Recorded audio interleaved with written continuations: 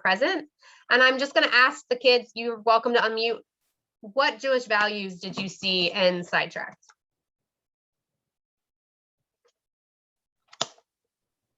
Go ahead, Ella.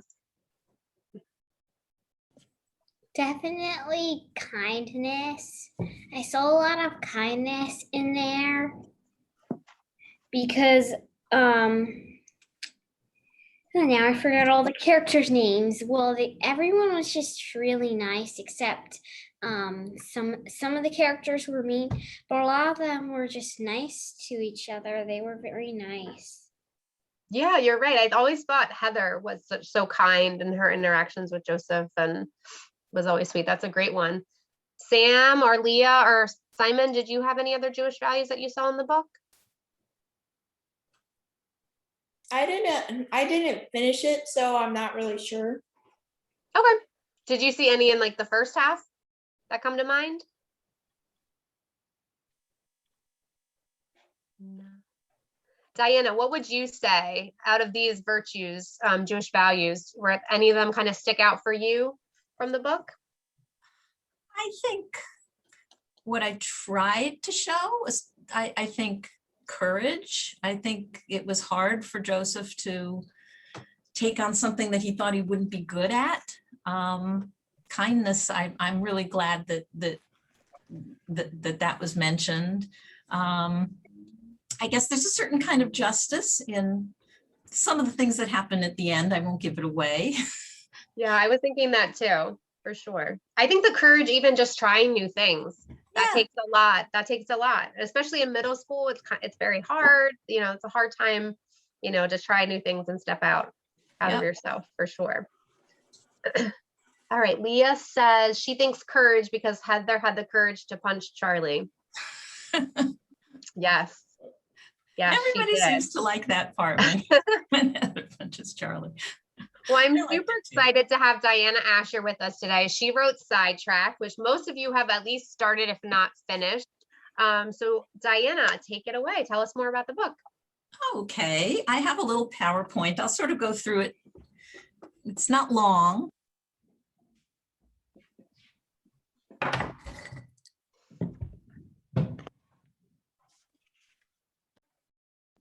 Okay, something just popped up. You can hear me okay?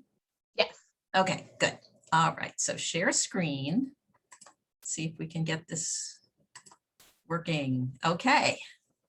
All right, great. Awesome. So that's me. You can see Sidetracked was my first book. I just had a second book published, which is called Upstaged. If you like Sidetracked, I'll put in a little plug. I hope you'll read Upstaged. It's different characters, but I hope another good story. So I'm going to start. Oh, wait, let me get it on slideshow. Okay. So I'm going to start with rejection. Why am I starting with rejection?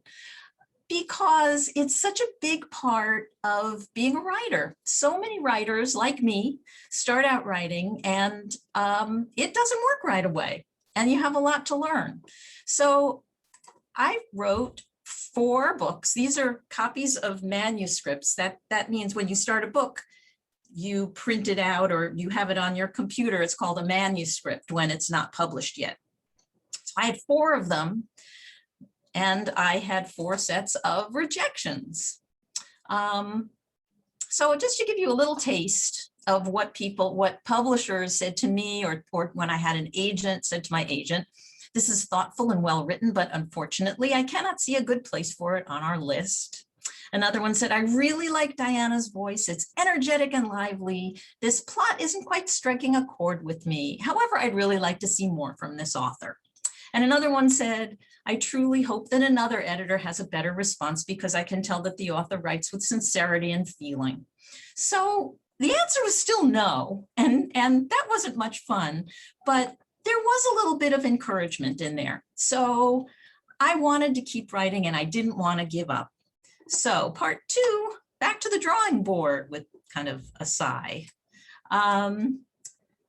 When I went back to try another book and think, okay, maybe this time I'll write something that's going to be published, I thought about what a lot of people give as advice, which is write what you know. Don't try to do too much, write what you know. But there's a writer named Stephen King, who I don't really read his books, but he wrote a book about writing. And he said this, and I thought it was really smart. He said, if you're a plumber, you know plumbing, but that's far from the extent of your knowledge. The heart also knows things, and so does the imagination. So to say write what you know, it doesn't mean just what you had for breakfast or what you do for a living, or I am a student and I hate math. There are a lot of things that go into what you know as a person. Some of it is what you know in your heart and what you can imagine. So I asked myself, so what do I know?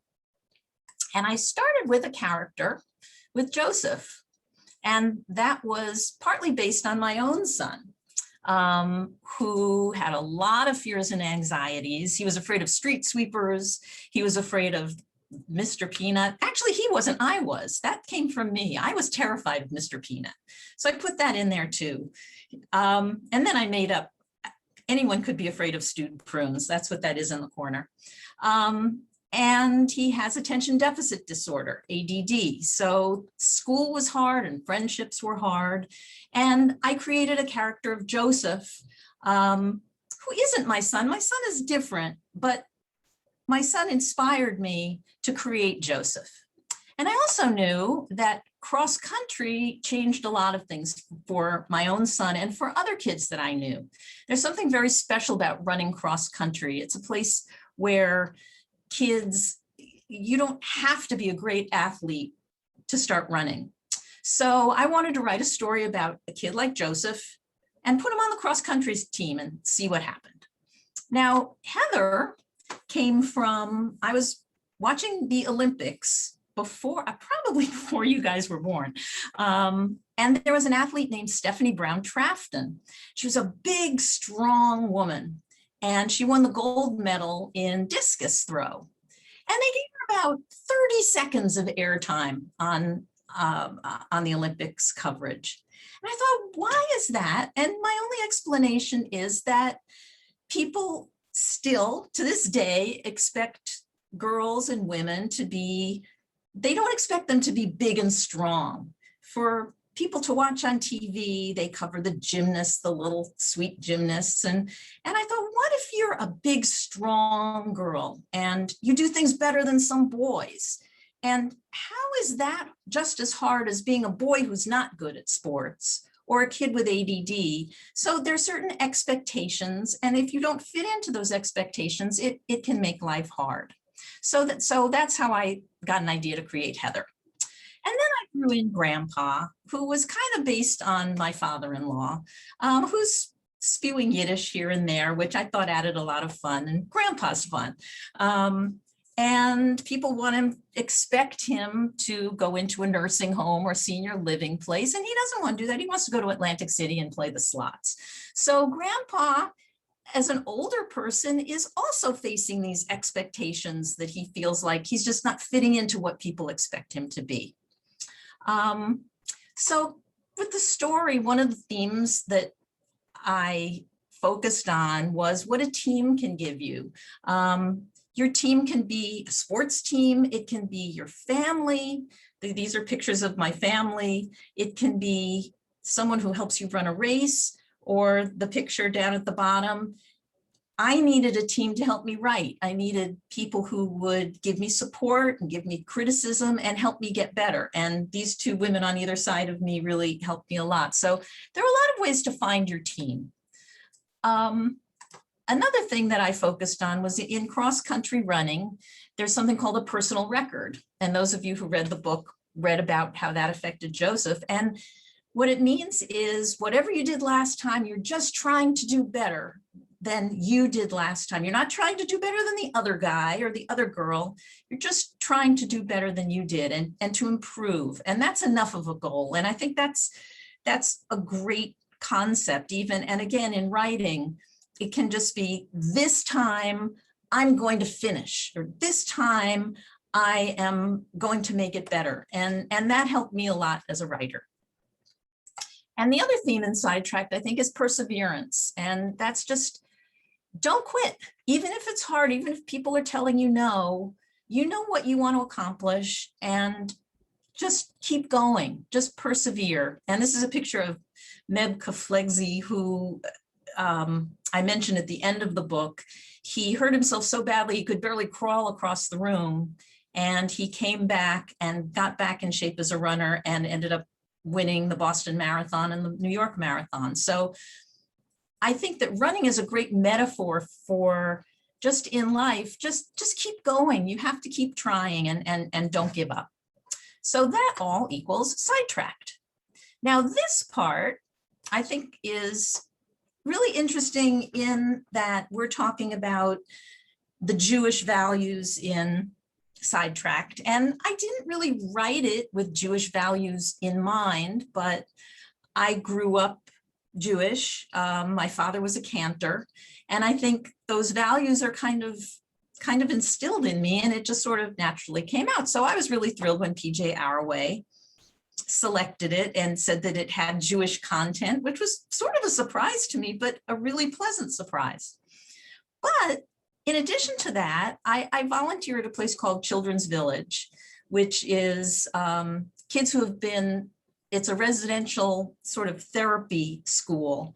And a lot of kids have to leave their families because their families can't take care of them, or they've been not going to school. And there was a book club there where we all read Sidetracked together, and these kids really related to it. And so it really made me feel good to know that the story I wrote extended to them, even though they weren't from the same kind of community, and they really enjoyed it. Now this part just kind of blew me away. I got an invitation from a private Christian school in Nashville, Tennessee, and they selected Sidetracked as their all-school read. And as it says here, I went into the principal's office, and Sidetracked was sitting right next to the sign that said Lipscomb Academy is an intentionally Christian community with a mission to equip students to love and learn to love, and live to serve. And at Lipscomb, they found lots of Christian values in Sidetracked. And they used Sidetracked as their year-long theme, the themes that they found. They found quotes from the New Testament. Hebrews is in the New Testament. Let us run with endurance and race the race God has set before us. I took a picture of a stack of books where Sidetracked was right on top of at the name of Jesus. And I asked them, the fact that Grandpa was spewing Yiddish, was that confusing to you? And they just said, no, they loved it. So it really, that made me feel really like if you write the story you want to write, it'll speak to all sorts of people. Then in addition, I had a Skype with kids in Argentina. It's been translated to Korean and translated into Japanese. And the Japanese edition was actually chosen for an essay contest, a national essay contest. And there's a ceremony where kids get, they win certificates and ribbons. And I got to go to Tokyo and attend the ceremony and meet two of the kids who wrote about Sidetracked. And that was just thrilling, that it could literally translate into another language, and that they could also feel that this boy, Naoki, told me through a translator that it really spoke to him, that he's on the autism spectrum, and he never felt that he could discuss that with friends until he read Sidetracked. And it gave him the courage to, that's what this Japanese is saying, it gave him the courage to see that there were other kids like him. And that just warmed my heart. That was just one of the greatest experiences I've had. So my last bit of advice is tell your story. Even if you have a story to tell, or if you have a painting to paint, or if you have any way of expressing what you want to say, you need to tell it. You have a story. And I thought my story was a little story that would appeal to some kids. And it's turned out to be something that's reached really way farther than that. So if you ever are doubting that your story is good enough, don't doubt that. Just write it down or create it in any way that you yourself can create it. Whatever your story is, there's room for it. And I encourage you to do that.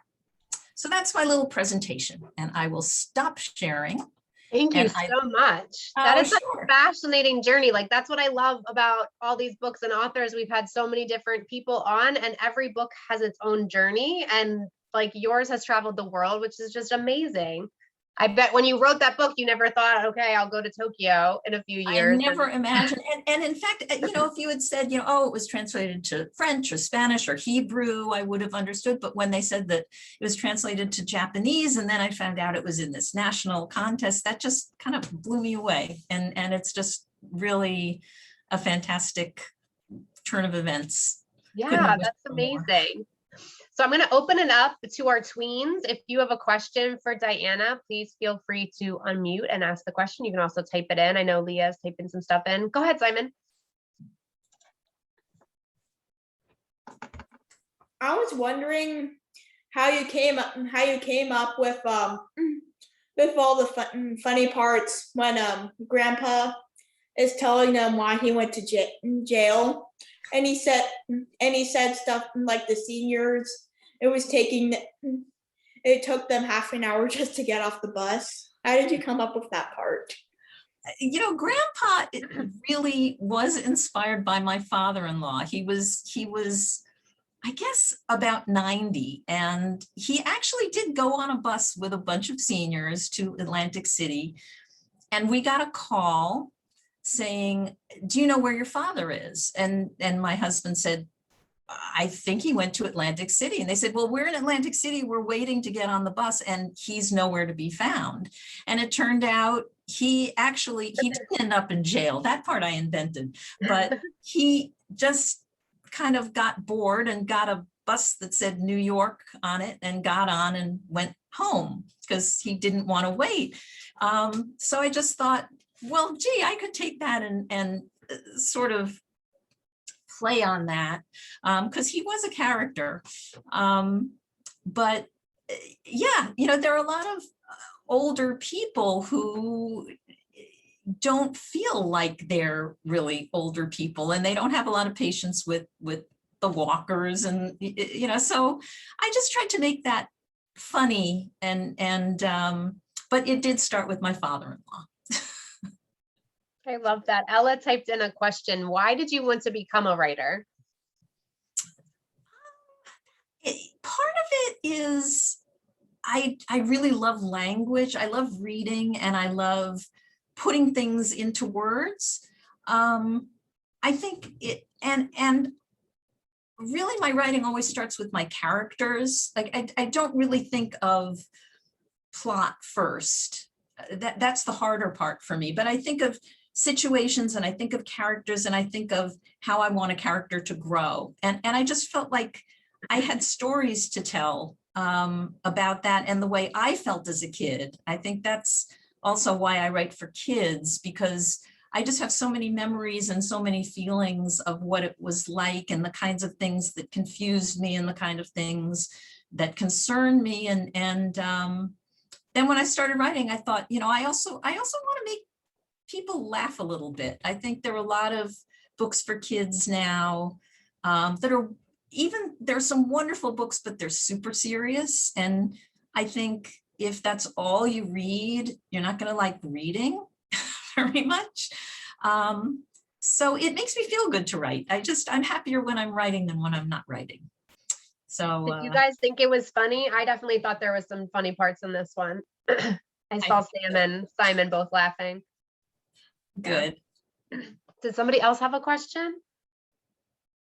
I have some if people don't. So go ahead, Sam. Yeah, Sam. How long did it take to write Sidetracked? Good question. That is a good question. It's hard to say. I mean, it took me several years, but yeah, I know. Sounds like a long time. But I was also being a mom and being a cat mom and a dog mom and volunteering places. And I'm not the kind of writer who sits down and writes all day long. I don't have, I sort of write when I feel like I can. So it took me a while. Plus I was working on other things at the same time, and Sidetracked was the one that finally, that the publisher, my agent found an editor who liked it, and but it can be a long process.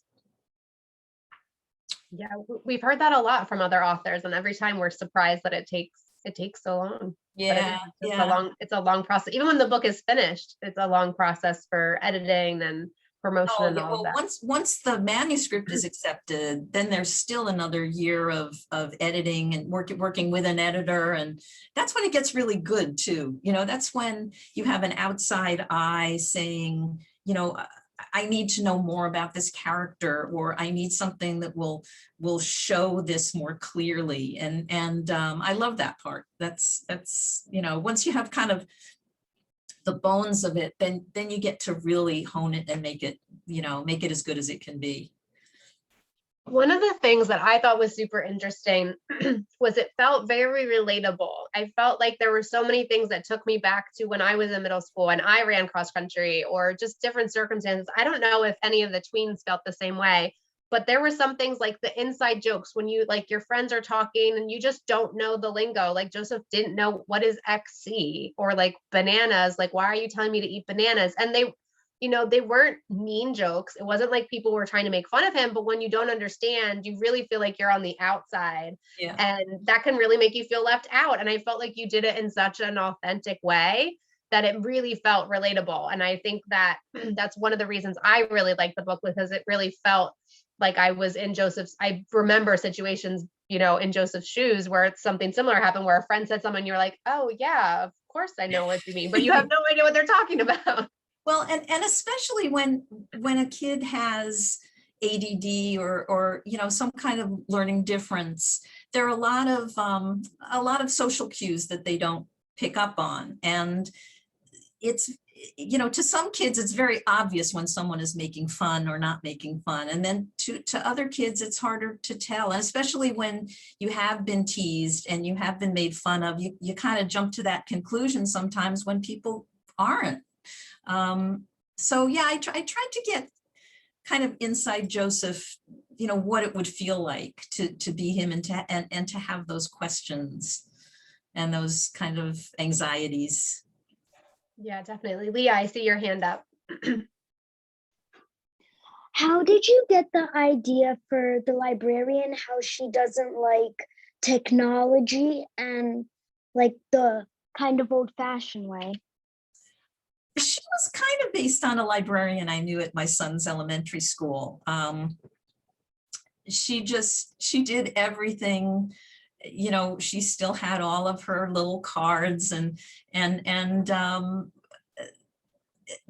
I made her more lively than that woman actually was.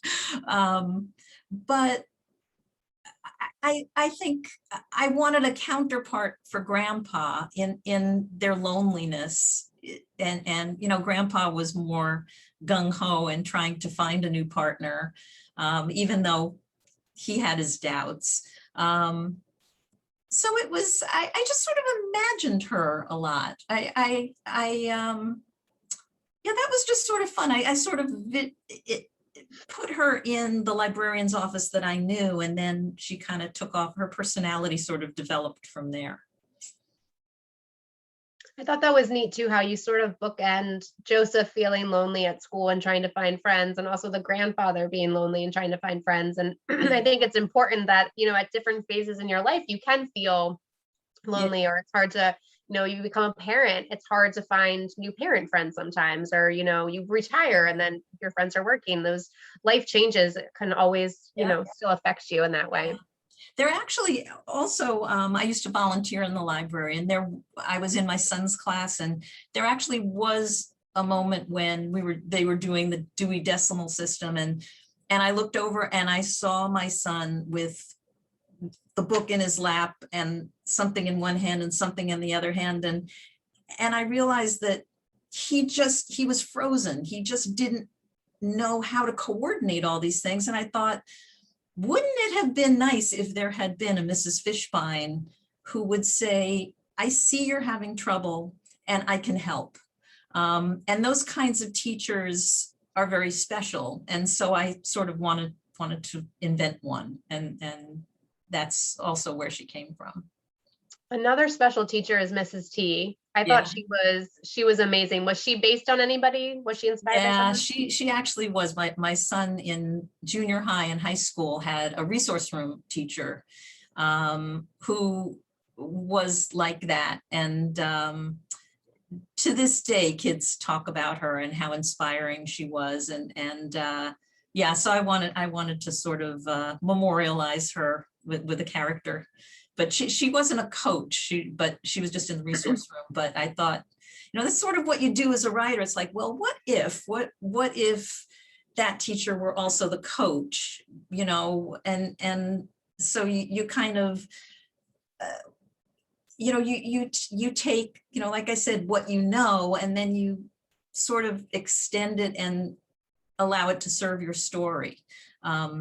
And in writing classes, sometimes, in writing workshops, there would be people who would write a story and someone would say, well, maybe it would be better if, and the person would say, well, but that's how it happened. That's how it happened. So what can I do? And you have to say, well, but you're writing fiction. So the whole idea is you don't have to stay with exactly what happened. So sometimes that's the fun of it. That's really where your imagination comes into it. Yeah, definitely. Sam, did you have a question? I couldn't tell if you had your hand up at one point. Can you guys relate, the tweens on the call? Can you guys relate to having a teacher or somebody at school that's, always like you feel like always has your back, is always supportive of you? I know I can think of certain teachers that I still remember that were super supportive and that I was close to. So I think that's nice. Nancy, who's our librarian on the call, she said that her favorite quote from the book was, "The most important race is with yourself." Yeah, that was, I guess, the sort of the tagline.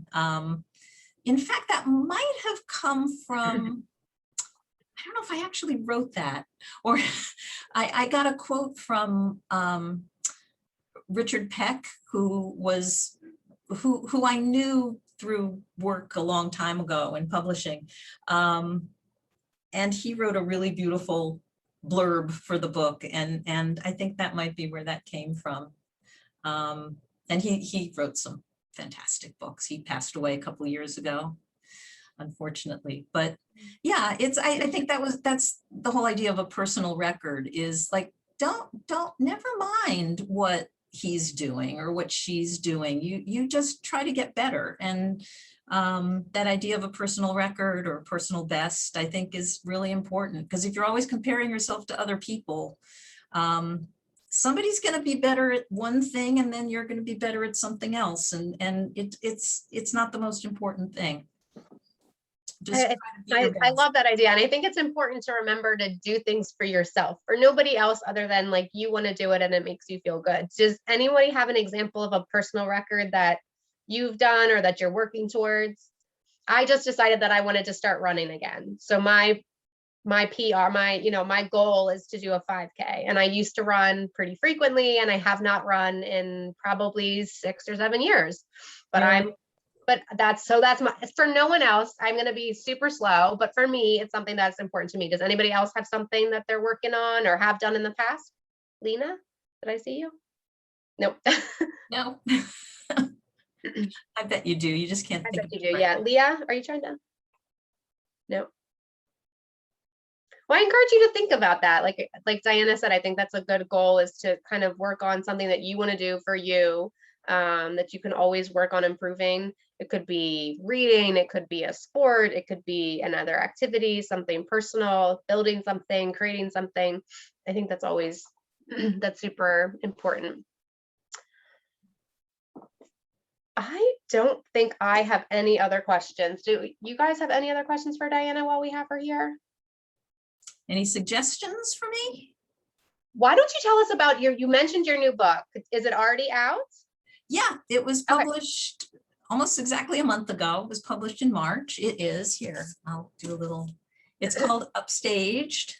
And the main character this time is a girl. And she's very, very shy, but she loves to sing. And she's kind of sort of like Joseph joins the cross country team. She ends up auditioning for the school musical, which is The Music Man. And she's assigned the role of Mr. J.C. Squire's first tenor in the barbershop quartet, which is not exactly what she had in mind. And she doesn't, the last thing she wants is to attract attention. So she doesn't know if she even has the courage to do it. And she has, it's about her friendships and how she gets involved in the musical and how music kind of, I know you said the name of this was Finding Your Voice. I mean, it's sort of literally that she finds her voice. She figures out how she can kind of come out of her shell. And it also has a lot of funny stuff in it. It has, she ends up understudying the leading lady who is kind of a mean girl, and but a funny mean girl. Nothing too mean. And I hope it's a fun book. And again, about sort of finding yourself and getting the courage to do something you didn't think that you could do. So, but you know, there are also, I mean, I write realistic fiction, and some of you might have stories that you want to tell, and there's so many ways to tell stories. I mean, you might love science fiction or fantasy, or, you know, and as far as, you know, personal record, I write what I can write. I can't say, oh gosh, I wish I could write Harry Potter, or I wish I could write The Lightning Thief. That's just not how I tell a story, but that doesn't mean that my story doesn't have a place. And like whatever your talent is, or, you know, it could be math or science or art. There are just so many ways that you can make your story, you know, make your mark and stand out and be yourself. So, you know, all those things are good, are great. Yes, I love that. Did anybody have a final question for Diana? Leah said she was planning to get Upstaged at the library. So yes, I'm sure our library partners already have that ready to I go. hope so.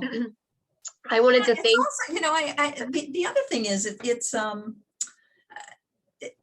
you know, sometimes even as an adult and as an author, you get sort of jealous of other writers, or, you know, and you know, you have to appreciate whatever it is that you can do, and not compare yourself to other people all the time, because it doesn't get you anywhere.